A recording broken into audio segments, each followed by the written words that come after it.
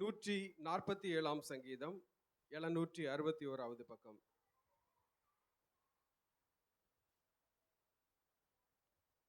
கர்த்தரை துதியுங்கள், நம்முடைய தேவனை கீர்த்தனம் பண்ணுகிறது நல்லது, துதித்தலே இன்பமும் ஏற்றதுமாயிருக்கிறது.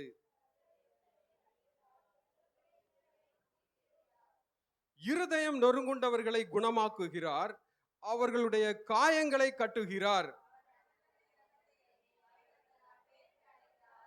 நம்முடைய ஆண்டவர் பெரியவரும் மகா பலமுள்ளவருமாய் இருக்கிறார், அவருடைய அறிவு அளவில்லாதது. கர்த்தரை துதியுடன் பாடி கொண்டாடுங்கள், நம்முடைய தேவனை சுரமண்டலத்தால் கீர்த்தனம் பண்ணுங்கள்.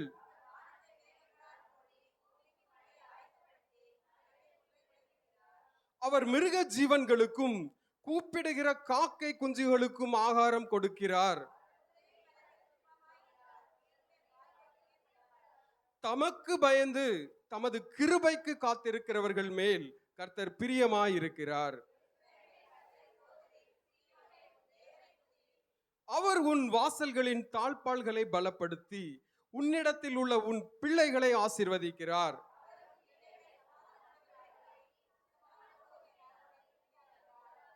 அவர் தமது வார்த்தையை பூமியிலே அனுப்புகிறார், அவருடைய சொல் மகா தீவிரமாய் செல்லுகிறது.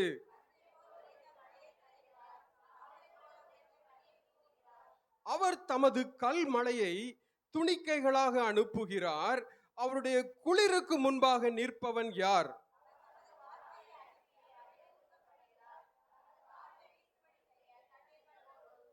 யாக்கோபுக்கு தம்முடைய வசனங்களையும் இஸ்ரவேலுக்கு தமது பிரமாணங்களையும் தமது நியாயங்களையும் அறிவிக்கிறார். சேர்ந்து வாசிப்போம். அவர் வேறே எந்த ஜாதிக்கும் இப்படி செய்தது இல்லை, அவருடைய நியாயங்களை அறியாமற் போகிறார்கள். அல்லேலூயா, அல்லேலூயா. எல்லாரும் உட்காருவோம். மகா பரிசுத்தமும் கிருபையும் நிறைந்த பரலோக பிதாவே, இந்த வேலைக்காக மறுபடியும் உமக்கு நன்றி செலுத்துகிறோம் ஆண்டவரே. இந்த நாளிலும் ஆண்டவரே சபையாக கூடி வந்து உம்மை ஆராதிக்க துதிக்க நீர் கொடுத்த நல்ல பாக்கியத்திற்காக நன்றி செலுத்துகிறோம் அப்பா. நாங்கள் இப்போதும் வாசித்த இந்த சங்கீத பகுதியின் மூலமாக ஆண்டவரை நாங்கள் என்ன கற்றுக்கொள்ள சித்தமாய் இருக்கிறீரோ நீர் எங்களோடு கூட பேசும். அடியனை மறைத்து நீர் வெளிப்படுவீராக. உம்முடைய நாமத்திற்கு மட்டும் மகிமை உண்டாவதாக. மீட்பர் இயேசுவின் நாமத்தில் ஜெபிக்கிறோம் எங்கள் நல்ல பிதாவே, ஆமென். ஹல்லேலூயா, ஹல்லேலூயா. உற்சாகமா இருக்கிறீங்களா? உற்சாகமா இருக்கிறவங்க ஒரு பெரிய அல்லேலூயா, ஹல்லேலூயா, ஹல்லேலூயா, ஹல்லேலூயா. ஆண்டவர் இன்றைக்கு இந்த சங்கீதத்தின் மூலமாக நமக்கு தந்திருக்கிற ஒரு திறவுகோல் வசனம் 13வது வசனம் பாருங்க. அவர் உன் வாசல்களின் தாழ்பாள்களை பலப்படுத்தி உன்னிடத்தில் உள்ள உன் பிள்ளைகளை ஆசீர்வதிக்கிறார். கொஞ்சம் பக்கத்துல கையை பிடிச்சு சொல்லுங்க. உன் வாசல்களின் தாழ்பாள்களை பலப்படுத்தி உன்னிடத்தில் உள்ள உன் பிள்ளைகளை ஆசீர்வதிக்கிறார். ஹல்லேலூயா, ஹல்லேலூயா. ரொம்ப சந்தோஷமா இருக்குதா? ஆமென். பாருங்க, நாம் நேரடியாக சங்கீதத்திற்கு போவோம். நாம் வாசித்த இந்த சங்கீதத்தின் 2வது வசனத்தை நாம் பார்க்கும்போது, கர்த்தர் எருசலேமை கட்டுகிறார், துரத்துண்ட இஸ்ரவேலரை கூட்டி சேர்க்கிறார். ஆண்டவர் என்ன செய்யறாரா? எருசலேமை அவர் கட்டுகிறார், துரத்துண்ட இஸ்ரவேலரை அவர் கூட்டி சேர்க்கிறார். ஹல்லேலூயா, ஹல்லேலூயா. எருசலேம் என்று சொல்லும்போது அது சமாதானத்தின் நகரம். எருசலேம் என்று சொல்லும்போது ஆண்டவராகிய இயேசு சொன்னார், எருசலேம் பேரில் சத்தியம் பண்ண வேண்டாம், ஏனென்றால் அது மகாராஜாவின் நகரம். ஹல்லேலூயா. அந்த மகாராஜா எப்படிப்பட்டவர்? அவர் சமாதான கர்த்தர். அந்த சமாதான கர்த்தர் வீற்றிருக்கக்கூடிய அந்த எருசலேம் எப்படிப்பட்டது? சமாதானம் நிறைந்தது. ஹல்லேலூயா. இயற்கையாகவே அந்த எருசலேம் எப்படிப்பட்டது என்று சொன்னால், அது நாலா பக்கமும் மலைகளால் சூழ்ந்த ஒரு பட்டணம். ஆமென். அந்த எருசலேமை சுற்றிலும் பாதுகாப்பாக பெரிய அலங்கங்கள் கட்டப்பட்டிருந்தது. அந்த அலங்கங்களிலே 12 வாசல்கள் இருந்தது. அந்த 12 வாசல்களிலும் பெரிய கோபுரங்கள் கட்டப்பட்டிருந்தது. அந்த கோபுரங்கள்ல இரவும் பகலும் அந்த பட்டணத்தை காவல் செய்யக்கூடிய ஜாமக்காரர்கள் வீற்றிருப்பார்கள்.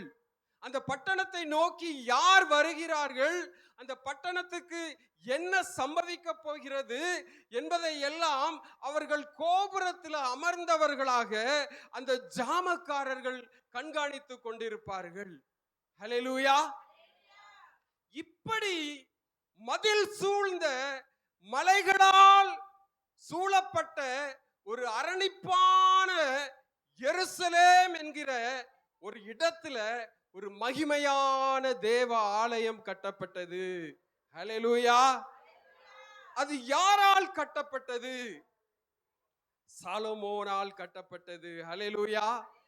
இன்றைக்கு இருக்கிற பண மதிப்பை வைத்து பார்க்கும்போது எத்தனையோ லட்சம் கோடிகளை செலவழித்தால் கூட அப்படிப்பட்ட மகிமையான ஒரு ஆலயத்தை கட்டி எழுப்ப முடியாது என்று வேத ஆராய்ச்சியாளர்கள் சொல்றாங்க.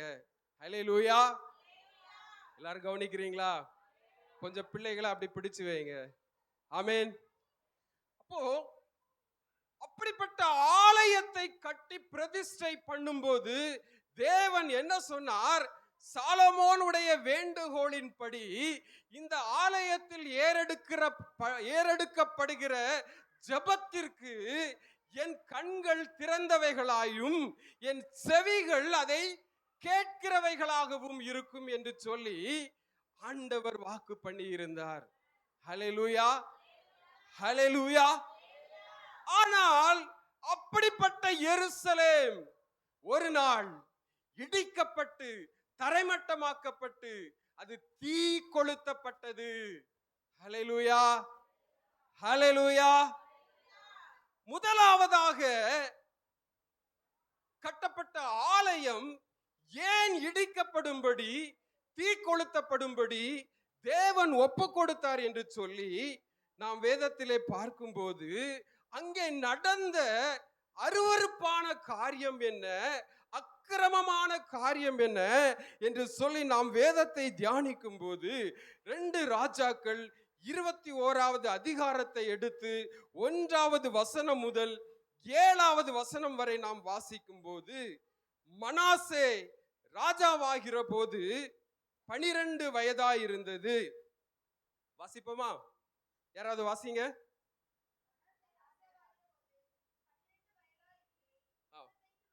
55 வருஷம் எருசலேமிலே அரசாண்டான். இத கவனமா அந்த வசனங்களை உங்க சிந்தையில நிறுத்தி கொள்ளுங்க. ஏன் ஆண்டவர் அந்த ஆலயம் சுட்டரிக்கப்படும்படி ஒப்பு கொடுத்தார் அப்படிங்கிறது இந்த வசனத்துல இருக்குது.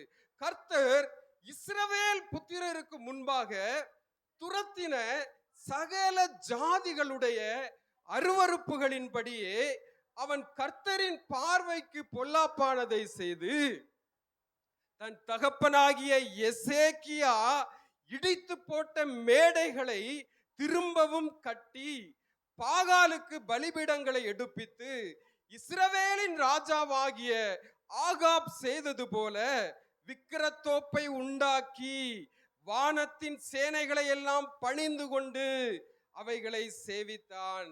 அது மட்டுமல்ல, 4வது வசனம் என்ன சொல்லுது பாருங்க. எருசலேமிலே என் நாமத்தை விளங்க பண்ணுவேன் என்று கர்த்தர் சொல்லி குறித்த கர்த்தருடைய ஆலயத்தில் அவன் பலிபீடங்களை கட்டி, கர்த்தருடைய ஆலயத்தின் 2 பிரகாரங்களிலும் வானத்தின் சேனைகளுக்கு எல்லாம் பலிபீடங்களை கட்டி தன் குமாரனை தீமிதிக்க பண்ணி நாள் பார்க்கிறவனும் நிமித்தம் பார்க்கிறவனுமாய் இருந்து அஞ்சனம் பார்க்கிறவர்களையும் குறி சொல்லுகிறவர்களையும் வைத்து கர்த்தருக்கு கோபம் உண்டாக அவர் பார்வைக்கு பொல்லாப்பானதை மிகுதியாக செய்தான். ஹல்லேலூயா, ஹல்லேலூயா.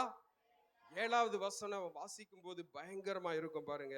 இந்த ஆலயத்திலும் நான் இஸ்ரவேலின் சகல கோத்திரங்களிலும் இருந்து தெரிந்து கொண்ட எருசலேமிலும் என் நாமத்தை என்றைக்கும் விளங்க பண்ணுவேன் என்று கர்த்தர் தாவீதோடும் அவன் குமாரனாகிய சாலமோனோடும் சொல்லி குறித்த ஆலயத்திலே அவன் பண்ணின தோப்பு விக்கிரகத்தை வைத்தான். எவ்வளவு அருவருப்பான காரியம் பாருங்க. ஹல்லேலூயா, ஹல்லேலூயா. ஆண்டவர் பழைய ஏற்பாட்டு நியமத்தின்படி இது உனக்கு தீட்டான ஒரு காரியத்தை தொட்டாலே தொட்டவன் தீட்டுப்பட்டு இருப்பான் என்று சொன்ன அவ்வளவு ஒரு பரிசுத்தமான தேவனுடைய ஆலயத்துல விக்கிரக தோப்பை கொண்டு வச்சான். யாரு? மனாசே. அந்த மனாசே யாரு? எசேக்கியா ராஜாவுடைய பையன். அந்த எசேக்கியா ராஜா செய்த ஒரு தவறு என்ன அப்படின்னு நம்ம வேதத்தை இன்னும் கொஞ்சம் ஆழமா தியானிக்கும் போது, இந்த எசேக்கியா ராஜா கர்த்தருடைய பார்வைக்கு நலமானதை செய்தான் என்று வேதம் சொல்லுகிறது. ஆனா ஒரு குறிப்பிட்ட நாள் வந்தது, எசேக்கியா ராஜாவை பார்த்து ஆண்டவர் தீர்க்கதரிசி மூலமாக சொன்னார், உன் வீட்டு காரியங்களை ஒழுங்குபடுத்து, ஏனென்றால் உன்னை நான் எடுத்துக்கொள்ளக்கூடிய நாள் வந்தது என்று சொல்லி தேவன் சொன்னபோது, இந்த எசேக்கியா சுவர்புறமாக முகத்தை திருப்பி அழுது அழுது அழுது அவன் ஆண்டவரை நோக்கி, ஆண்டவரே, நான் உமக்கு முன்பாக உண்மையும் உத்தமுமாய் நடந்ததை நினைத்து பாரும், என்னுடைய ஆயுசு நாட்களை கூட்டி தாரும் என்று சொல்லி அவன் கெஞ்சி ஜெபித்தான் அல்லவா. மறுபடியுமாக ஆண்டவர் இந்த எசேக்கியா ராஜாவுக்கு 15 வருஷங்கள் கூட்டி கொடுத்தார். ஹல்லேலூயா, ஹல்லேலூயா. இந்த எசேக்கியா ராஜா இறந்து இந்த மனாசே ராஜாவாகும் போது 12 வயதா இருந்தது என்று வேதம் சொல்லுகிறது. அப்போ இந்த மனாசே எப்போது பிறந்தான் என்று சொன்னால், தேவன் கூட்டி கொடுத்த 15 வருஷத்துல பிறந்த மகன் தான் யாரு? மனாசே. ஒரு ஆமென் சொல்லுங்க. ஹல்லேலூயா. அப்ப இந்த உலகத்துல ஆண்டவர் ஒரு குறிப்பிட்ட மனுஷனையும் ஒரு மனுஷியையும் இவ்வளவு நாள் தான் இந்த பூமியில வச்சிருக்கணும் அப்படின்னு அவர் ஒரு தீர்மானம் வச்சிருப்பாரு. ஹல்லேலூயா.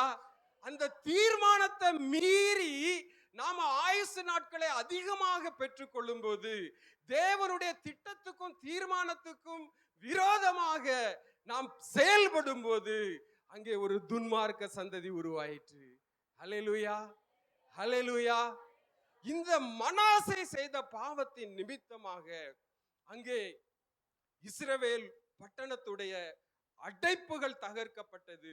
அங்கே சத்துரு உட்புகுதலும் குடியோடி போகுதலையும் தேவன் அனுமதித்தார். ஒரு ஆமென் சொல்லுங்க. பாபிலோன் என்கிற ராஜா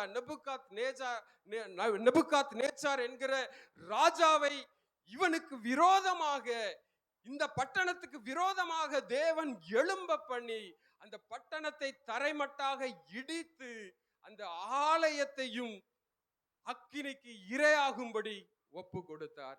ஹல்லேலூயா.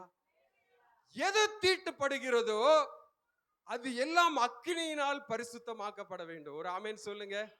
கர்த்தருடைய ஆலயம் தீட்டுப்பட்டது, அதனால ஆண்டவர் அது அக்கினியினால எரிக்கப்பட்டு பரிசுத்தமாக்கப்படுவதற்கு ஒப்பு கொடுத்தார். ஹல்லேலூயா. சத்தியம் புரிஞ்சவங்க ஒரு ஆமென் சொல்லுங்க. ஹல்லேலூயா, ஹல்லேலூயா, ஹல்லேலூயா. இப்ப 70 வருஷம் பாபிலோன்ல அடிமைகளாக இவர்கள் இருந்தார்கள். இப்போது இந்த வசனம் என்ன சொல்லுகிறது என்று சொன்னால், கர்த்தர் எருசலேமை கட்டுகிறார், துரத்துண்ட இஸ்ரவேலரை கூட்டி சேர்க்கிறார். அப்ப இவங்க எல்லாம் சத்துரு உட்புகுந்த உடனே அங்கே குடி ஓடி போகுதல் நடந்தது. ஹல்லேலூயா. இவர்கள் எல்லாம் வேறு தேசத்திற்கு, அந்நிய தேசங்களுக்கு, பாபிலோன் தேசத்துக்கு அடிமையாக, சிறை கைதிகளாக அவர்கள் சிதறடிக்கப்பட்டார்கள். ஹல்லேலூயா. மறுபடியுமாக இந்த தேவ ஆலயம் எப்போது கட்டப்பட்டது என்று சொன்னால், அருமையான எஸ்ரா, நெகேமியா, செருபாபேல் என்கிற தேவ மனிதர்களுடைய பிரயாசத்தின் மூலமாக தேவன் 16 வருஷங்கள் அவர்கள் எடுத்த முயற்சியின் மூலமாக மறுபடியுமாக அந்த தேவாலயம் அந்த இடத்திலே கட்டப்பட்டது. ஹல்லேலூயா. இரண்டாவது முறையாக கட்டப்பட்ட அந்த தேவாலயம் எப்போது இடிக்கப்பட்டது என்று சொன்னால், ஆண்டவராகிய இயேசுவை அவர்கள் சிலுவையில் அறையும் போது அந்த யூத ஜனங்கள் எல்லாம் என்ன சொன்னார்கள் என்று சொன்னால், இவனுடைய இரத்தப்பழி எங்கள் மேலும் எங்கள் பிள்ளைகள் மேலும் இருப்பதாக என்று சொல்லி யார் யார் சொன்னார்களோ அவர்களுடைய சந்ததி எல்லாம் சிதறடிக்கப்பட்டது. அது எப்போது என்று சொன்னால், ரோமர்கள் ஆட்சிக்கு வந்தபோது கிபி 70வது ஆண்டுல ரோம பேரரசு ஆட்சி புரிந்து கொண்டு இருந்த போது, அப்போது அங்கே ஒரு படை தளபதி, அவனுடைய பெயர் டைட்டஸ், நீரோ மன்னனுக்கு கீழாக இருந்த டைட்டஸ் என்று சொல்லக்கூடிய ஒரு படை தளபதி வந்து அந்த எருசலேம் நகரை முற்றுகை போட்டு யூதர்களை எல்லாம் இந்த உலகத்துல எவ்வளவு மகா சித்திரவதை செய்து கொள்ள முடியுமோ அவ்வளவு மகா சித்திரவதை செய்து அந்த யூதர்களை கொலை செய்தான். ஹல்லேலூயா. மறுபடியுமாக தேவ ஆலயம் இடிக்கப்பட்டது, அக்கினிக்கு இரையாக்கப்பட்டது. ஒரு ஆமென் சொல்லுங்க. ஹல்லேலூயா, ஹல்லேலூயா. இனி மூன்றாவது முறையாக அந்த தேவ ஆலயத்தை கட்டுவதற்கான முயற்சி நடைபெறுகிறது. பழைய ஏற்பாட்டு பிரமாணத்தின்படி அந்த ஆலயத்தை கட்டி அதிலே பலி செலுத்துவதற்கான முயற்சியையும் எடுத்துக்கொண்டிருக்கிறார்கள். இன்றைக்கு இஸ்ரவேல் கோத்திரத்தார், யூத ஜனங்கள் அப்படிப்பட்ட முயற்சியை எடுத்து கொண்டிருக்கிறார்கள். என்றைக்கு அந்த ஆலயம் கட்டப்பட்டு பிரதிஷ்டை செய்யப்பட்டு பலி செலுத்தப்படுமோ ஆண்டவராகிய இயேசுவின் வருகையும் மிக சமீபத்தில் இருக்கும் என்று வேதம் சொல்கிறது. ஹல்லேலூயா, ஹல்லேலூயா. அத்திமரம் துளிர்ப்பதினால் ஒரு உவமையை கற்றுக்கொள்ளுங்கள் என்று ஆண்டவர் சொன்னார் அல்லவா? அத்திமரம் என்பது இஸ்ரவேலர்களுடைய வாழ்க்கையை குறிக்கும், அவர்களுடைய குடும்ப வாழ்க்கையை குறிக்கும், அவர்களுடைய தேசத்தின் அந்த தேசத்தின் செழிப்பையும் அந்த தேசம் எப்படி வளருகிறது என்பதையும் குறிக்கும். என்றைக்கு இந்த யூதர்களும் இஸ்ரவேலர்களும் துளிர்விட ஆரம்பித்து மூன்றாவது ஆலயத்தை கட்டி பலி செலுத்த போகிறார்களோ அன்றைக்கு ஆண்டவருடைய வருகை வெகு சமீபத்தில் இருக்கிறது. ஹல்லேலூயா, ஹல்லேலூயா, ஹல்லேலூயா. சரி, மூன்று காரியங்களை தியானிப்போம். இன்னைக்கு மெசேஜ் என்கிட்ட தான் அப்படிங்கிறதுனால ஒரு 10 நிமிஷம் எடுத்துக்கிறேன். ஹல்லேலூயா, ஹல்லேலூயா. உற்சாகமா கேட்குறீங்களா? கேட்டீங்கன்னா பிரசங்கம் பண்றேன், இல்லைன்னா விட்டுறேன். ஹல்லேலூயா, ஹல்லேலூயா. சரி, அப்போ ஆண்டவர் 2வது வசனத்துல என்ன சொல்லுகிறார்? இப்போது ஆண்டவர் கர்த்தர் எருசலேமை கட்டுகிறார், துரத்துண்ட இஸ்ரவேலரை கூட்டி சேர்க்கிறார். ஹல்லேலூயா, ஹல்லேலூயா. எருசலேம் என்று சொல்லும்போது அதனுடைய ஆவிக்குரிய அர்த்தம் 3 காரியங்களை நான் உங்களுக்கு சொல்ல போகிறேன். முதலாவதாக, நம்முடைய ஆத்துமா கர்த்தருடைய பார்வைக்கு அது எருசலேமை போல இருக்கிறது. இரண்டாவதாக, ரட்சிக்கப்பட்ட தேவ பிள்ளைகளுடைய குடும்பம் ஒரு எருசலேமாக இருக்கிறது.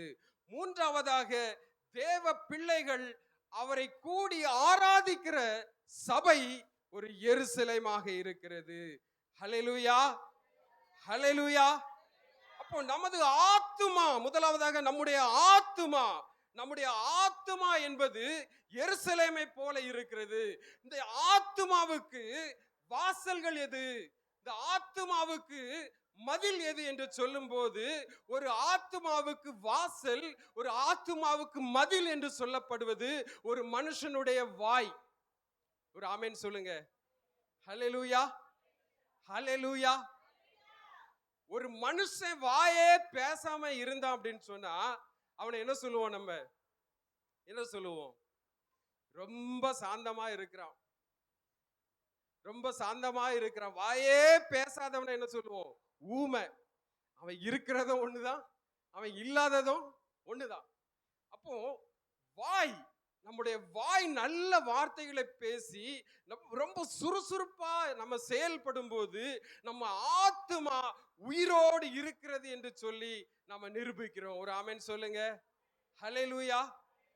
இந்த வாய், இந்த வாய் என்கிற வாசல், ஆத்துமாவுக்கு வாசல் வாய், ஆத்துமாவுக்கு மதிலாக இருப்பது வாய். அப்ப இதுல இருந்து ஆண்டவர் என்ன எதிர்பார்க்கிறார் என்று சொன்னால், உதடுகளின் கனியாகிய ஸ்தோத்திர பலிய எப்பமா நாம செலுத்திக்கிட்டே இருக்கணும். ஒரு ஆமென் சொல்லுங்க. ஹல்லேலூயா, ஹல்லேலூயா, ஹல்லேலூயா. ஆனா இந்த மதில், இந்த ஆத்துமாவுக்கு மதிலாக இருக்கிறது எப்படி இடிபடுகிறது, எப்படி உடைக்கப்படுகிறது, எப்படி அக்கினிக்கு இரையாக்கப்படுகிறது என்று நம்ம தியானிக்கும் போது வேதத்துல 8 காரியங்கள் இருக்கிறது. நான் அதை சுருக்கமா சொல்றேன். முதலாவதாக, வீணான வார்த்தைகளை பேசும்போது ஆத்துமாவுக்குரிய மதில் உடைபடுகிறது. இரண்டாவதாக, அலப்புகிற வார்த்தையை பேசும்போது.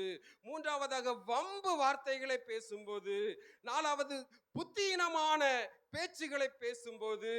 மீண்டும் பரியாச வார்த்தைகளை பேசும்போது, பொய் வார்த்தைகளை பேசும்போது, கெட்ட வார்த்தைகளை பேசும்போது, குற்றப்படுத்துகிற வார்த்தைகளை பேசும்போது இந்த ஆத்துமாவுக்கு மதிலாய் இருக்கிற காரியம் அங்கே உடைபடுகிறது. ஹல்லேலூயா, ஹல்லேலூயா. அப்போ ஆத்துமாவுக்கு வாசலாய் இருக்கிற இந்த வாயில இருந்து எப்போதும் விசுவாசமான வார்த்தைகள் வர வேண்டும். கர்த்தரை பாராட்டி துதிக்கிற வார்த்தைகள் வர வேண்டும். ஒரு ஆமென் சொல்லுங்க. ஹல்லேலூயா. இரண்டாவதாக, குடும்பத்தின் வாசலை காத்துக் கொள்ளுங்க. உங்க குடும்பத்தின் வாசல் என்று சொல்லும் போது ஒவ்வொரு ரட்சிக்கப்பட்ட ஆண்டவராகிய இயேசுவின் இரத்தத்தால் கழுவப்பட்ட ஒவ்வொரு தேவ பிள்ளைகளுடைய குடும்பமும் ஒரு குட்டி எருசலேமாக இருக்கிறது. ஹல்லேலூயா.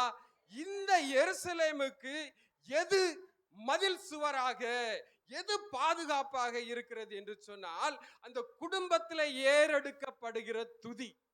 நம்ம ஆராதனை வேளையில கூட இன்னைக்கு பார்த்தோம். என்ன செய்யணும்? ஆண்டவரை நம்ம அதிகமா என்ன செய்யணும்? துதிக்கணும். ஹல்லேலூயா, ஹல்லேலூயா, ஹல்லேலூயா. எங்க துதி இல்லையோ அப்படிப்பட்ட தேவ பிள்ளைகள், அப்படிப்பட்ட ரட்சிப்புக்குள்ள இருக்கக்கூடிய பிள்ளைகளுடைய வீடுகள் மதில் இடிந்த பாழான பட்டணங்களுக்கு சமமாக இருக்கும். ஹல்லேலூயா. சத்துரு உட்புகுதல் இருக்கும். ஆமென் சொல்லுங்க. சத்துரு எந்த நேரத்துல உங்க வீட்டுக்குள்ள வரலாம், எந்த நேரத்துல உங்க மத்தியில பிரச்சனையை கொண்டு போடலாம். இப்படி எதிர்பார்த்து கொண்டே உங்களை எப்ப விழுங்கலாம் என்று சுற்றி வகை தேடி திரிகிற அந்த பிசாசுக்கு உங்க வீட்டுல மதில் இடைந்து, உங்க ஆவிக்குரிய வீட்டுக்குரிய மதில் இடிந்து கிடக்கும் போது, அதுல திறப்புகள் இருக்கும் போது பிசாசு உள்ளே நுழைந்து அவனுடைய வேலையை செய்ய ஆரம்பிச்சிருவான். ஹல்லேலூயா. அப்ப தேவ பிள்ளைகளுடைய வீட்டுல எப்பவும் ஆண்டவரை துதிக்கிற துதி இருக்கணும். ஆண்டவருடைய தேவ செய்திகளை பேசுகிற பரிசுத்தவான்களுடைய தேவ செய்திகள் எப்போதும் நம்முடைய மொபைல்ல ஓடிட்டு இருக்கணும், நம்முடைய டிவியில ஓடிட்டு இருக்கணும். வீட்டுல ஆண்டவர் என்ன எதிர்பார்க்கிறாரோ, ஒரு குடும்பமா உட்கார்ந்து கணவனும் மனைவியும் பிள்ளைகளுமாக ஆண்டவரை துதிக்கிற குடும்பமா இருந்தா உங்க மதில், ஆவிக்குரிய வீட்டுடைய மதில் எழுப்பப்படும். அது இன்னும் ஸ்ட்ராங்காக கட்டப்படும். ஆண்டவர் அதோடைய தாழ்பாள்களை உறுதிப்படுத்துவார். எங்க துதி இருக்கிறதோ, எங்கே ஆராதனை இருக்கிறதோ, எங்கே பரிசுத்தம் இருக்கிறதோ, எங்கே தேவனை மகிமைப்படுத்துகிற காரியம் எந்த வீட்டுல இருக்கிறதோ, எந்த வீடு தேவனுக்கு சாட்சியாக வாழுகிறதோ, எந்த குடும்பம் தேவனை மகிமைப்படுத்தி சாட்சியாக வாழுகிறதோ, அங்கே தேவனுடைய பாதுகாப்பு மதில் உண்டாகி இருக்கும். ஹல்லேலூயா, ஹல்லேலூயா, ஹல்லேலூயா. மூன்றாவதாக, சபை என்கிற எருசலேம். சபை, சபை என்று சொல்லும்போது ரட்சிக்கப்பட்ட ஒவ்வொரு தேவ பிள்ளைகளும் கூடி ஆராதிக்கிற இடம் சபை. இந்த சபைக்கு எல்லாரும் நம்ம ஒரு வாசல் வழியாக வந்தோம். அது என்ன வாசல் என்று சொன்னால் அது ரட்சிப்பின் வாசல். ஹல்லேலூயா. அது என்ன வாசல்? ரட்சிப்பு என்கிற வாசல் வழியாக நம்ம சபைக்குள்ள வந்து இருக்கிறோம். ஹல்லேலூயா. ஆனா சபைக்கு ஒரு மதில் தேவைப்படுகிறது. சபைக்கு என்ன மதில் என்று சொன்னால், சபையை சுற்றிலும் நீதி இருக்க வேண்டும். நீதி என்கிற வாசல் சபைக்குள்ள, நீதிமான்கள் இதற்குள்ள பிரவேசிப்பார்கள். ஆண்டவராகிய இரத்தத்தால் கழுவப்பட்ட ஒவ்வொரு தேவ பிள்ளைகளும் தான் இந்த இடத்துல வந்து கூடி ஆராதிக்க முடியும். ரட்சிக்கப்படாத மனுஷன் நீங்க எவ்வளவு ரூபாயை கொடுத்து கூட்டிட்டு வந்திருந்தாலும் 10 நிமிஷத்துல இங்க இருந்து எழும்பி போயிருவான். ஹல்லேலூயா. அப்போ நீதிமான்கள் இந்த வாசல் வழியாக பிரவேசிப்பார்கள்.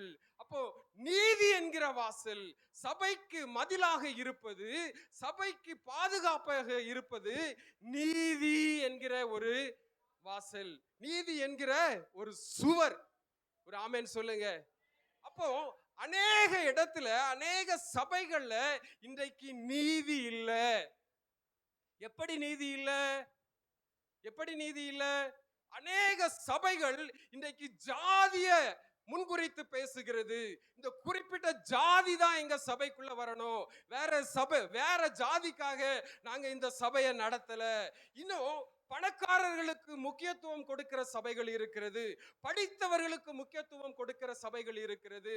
மீது ஏழை மனிதர்களையும் எளியவர்களை எல்லாம் அவர்கள் புறக்கணித்து இப்படிப்பட்ட பாரபட்சம் காண்பிக்கிற சபையில நீதி இருப்பது இல்லை. ஹல்லேலூயா. அப்ப அந்த நீதி என்கிற மதில் கட்டப்படாமல் அங்கே உடைந்து போனதாக காணப்படுகிறது. ஒரு ஆமென் சொல்லுங்க. ஹல்லேலூயா, ஹல்லேலூயா, ஹல்லேலூயா. வெளிநாட்டுல ஒரு சம்பவம். வெளிநாட்டுல ஒரு நீக்ரோ இளைஞன், அவன் ரொம்ப கஷ்டப்பட்டவன். கிழிஞ்ச வஸ்திரத்தை உடுத்தி இருந்த ஒரு மனுஷன் ஆண்டவரை ஆராதிக்கணும் அப்படின்னு சொல்லி ஆசைப்பட்டு பக்கத்துல இருந்த ஒரு தேவாலயத்துக்கு போனா, அந்த தேவாலயத்துக்கு போகிறவர்கள் எல்லாம் பெரிய பணக்காரர்கள், நன்றாக படித்தவர்கள், நல்ல விலை உயர்ந்த வஸ்திரத்தை உடுத்தி கொண்டு வரக்கூடியவர்கள். இவர்கள் எல்லாம் சேர்ந்து ஆராதிக்கிற அந்த சபைக்கு யார் போக ஆசைப்பட்டா அப்படின்னா, இந்த ஏழை நீக்ரோ வாலிபன் போகிறதுக்கு ஆசைப்பட்டான். அப்ப இவன் சபைக்குள்ளே நுழைவதை கண்ட அங்கே இருந்த மனிதர்கள் அவனை ஓடி வந்து தடுத்து, இவ்வளவு அழுக்கான வஸ்திரத்தை போட்டுக்கொண்டு நீ எப்படி இந்த ஆலயத்துக்குள்ளே வரலாம் என்று சொல்லி, உனக்கு தேவனை ஆராதிக்க ஆசை இருந்ததே ஆனா நீ வாசல்ல உட்கார்ந்து ஆராதிக்கலாம் என்று சொல்லி அவனை வாசல்லே பிடிச்சு வச்சுட்டாங்க. ஹல்லேலூயா, ஹல்லேலூயா. இப்ப கொஞ்ச நேரம் கழிச்சு புதுசா ஒரு மனுஷர் வராரு, பக்கத்துல உட்கார்ந்து இருக்கிறாரு. பக்கத்துல உட்கார்ந்து இருக்கிற மனுஷர்கிட்ட இவன் சொல்றான், ஐயா, நான் ஆராதிக்கணும்னு ஆசைப்பட்டு ஆலயத்துக்குள்ள போகணும்னு ஆசைப்பட்டு வந்தேன், என்னை விடாம தடுத்துட்டாங்க, நீங்க யாரியா, நீங்களும் வெளியே இருக்கிறீங்க அப்படின்னு சொல்லி கேட்கும்போது அவர் சொன்னார், நான் தான் இயேசு. இந்த படுபாவிகள் என்னையே உள்ள விடல, உன்னை எப்படிப்பா உள்ள விடுவாங்க அப்படின்னாராம். ஹல்லேலூயா. இன்றைக்கு அநேக சபைகள்ல இப்படி பிரிவினைவாதங்கள் இருக்கிறது. அங்கே நீதி என்கிற மதில் இடிந்து கிடக்கிறது. ஹல்லேலூயா. ஆனா இன்றைக்கு தேவன் நமக்கு கொடுக்கிற வாக்குத்தத்தம், அவர் 13வது வசனத்தை எல்லாரும் சேர்ந்து வாசிங்க. அதுதான் நமக்கு இன்றைக்கு திறவுகோல் வசனம். அவர் உன் வாசல்களின் தாழ்பால்களை பலப்படுத்தி உன்னிடத்தில் உள்ள உன் பிள்ளைகளை ஆசீர்வதிக்கிறார். சந்தோஷமா ஒரு அல்லேலூயா சொல்லுங்க. ஹல்லேலூயா. உங்க வீடுகள்ல துதி என்கிற மதில நீங்க எழுப்பி கட்டும்போது உங்க தாழ்பால்களை ஆண்டவர் பலப்படுத்துகிறார். உங்க ஆவிக்குரிய வீட்டின் தாழ்பால்கள் பலப்படுத்தப்படும் போது உங்க பிள்ளைகள் ஆசீர்வதிக்கப்படுவார்கள். ஒரு ஆமென் சொல்லுங்க. உங்க பிள்ளைகள் எப்படி ஆசீர்வதிக்கப்படுவார்கள் என்று சொன்னா, உங்களுக்கு விரோதமான வார்த்தைகளை பேச மாட்டாங்க, நல்லா படிப்பாங்க. படிச்சு முடிச்ச உடனே நீங்க நினைக்கிற வேலையை ஆண்டவர் கொடுப்பார். நல்ல ஜெபிக்கிற பிள்ளைகளாக, கர்த்தருக்கு பயப்படுகிற பிள்ளைகளாக, ஆவியில நிரம்பி தேசத்துக்கு ஜெபிக்கிற பிள்ளைகளாக கர்த்தர் மாற்றி கொடுப்பார் என்று சொன்னால், உங்க வீட்டில் இருக்கிற தாழ்பால்கள் பலப்படுத்தப்பட வேண்டும். ஒரு ஆமென் சொல்லுங்க. ஹல்லேலூயா. இன்றைக்கு அநேகருடைய மதில் இடிந்து கிடக்கிறது, அநேகருடைய வாசல்கள் உடைந்து கிடக்கிறது. என்ன காரணம் அப்படின்னு சொன்னா, துதி இல்ல, ஜெபம் இல்ல, ஸ்தோத்திரம் இல்ல, சரியான பரிசுத்த வாழ்க்கை இல்ல. இன்றைக்கு இதையெல்லாம் மாற்றி நீங்க ஒரு பரிசுத்த ஜீவியத்துக்கும் துதியின் வாழ்க்கைக்கும் ஒப்பு கொடுக்கும் போது தேவன் நம்மை ஆசீர்வதிப்பார், நம்முடைய பிள்ளைகளை ஆசீர்வதிப்பார். கர்த்தர் உங்களை ஆசீர்வதிப்பாராக. ஒரு ஆமென் சொல்லுங்க. ஹல்லேலூயா. எனக்கு ஆசீர்வாதமா இருந்து அப்படின்னு சொல்றவங்கள சத்தமா ஒரு ஹல்லேலூயா சொல்லுங்க. ஹல்லேலூயா. கர்த்தர் நம்மை ஆசீர்வதிப்பாராக. ஹல்லேலூயா. வசனம் சொல்லுங்க.